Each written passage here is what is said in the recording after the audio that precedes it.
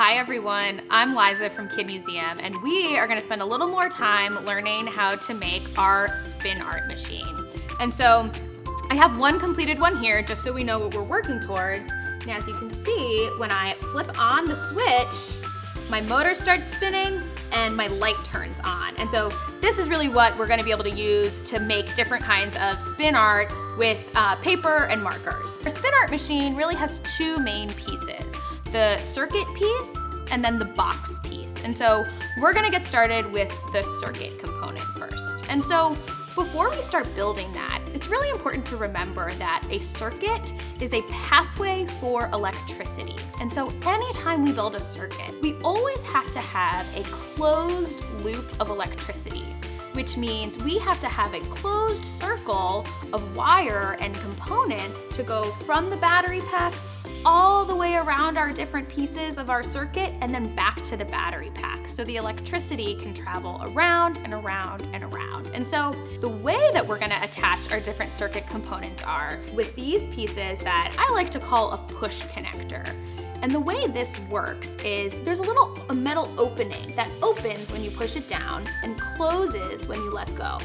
So I'm gonna take the wire, first coming off of my battery pack, I'm gonna push down on my push connector and insert my wire in, and then the red wire on the other side. So now what I'm gonna do is work my way around the circuit, first attaching my light and then to my switch, and then I'm gonna add in the motor. And as we work towards it, we will then work towards our completed circuit. Our components all have a black wire and a red wire. The black wire is negative and the red wire is positive. And so it's always important to match red to red and black to black. So I'm gonna insert this black wire here. I'm gonna add my light. And then on the other side of my light. And then same over here, I have another red wire. It's going to come into this piece. So I have line coming from my battery all the way to my light. I'm now gonna attach my switch.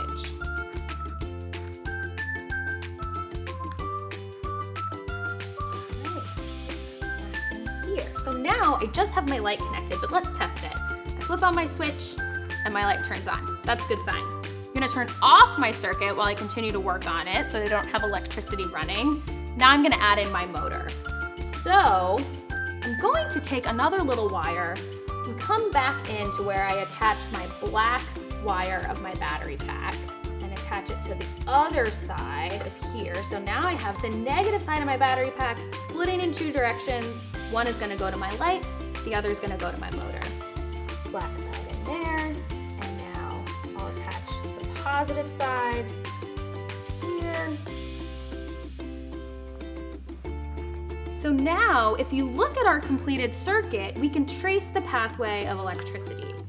So out of the negative wire coming through here, it splits in two directions to my light and my motor, comes back. Those two sides come back together, into my switch, out, back into my battery pack. Let's test it.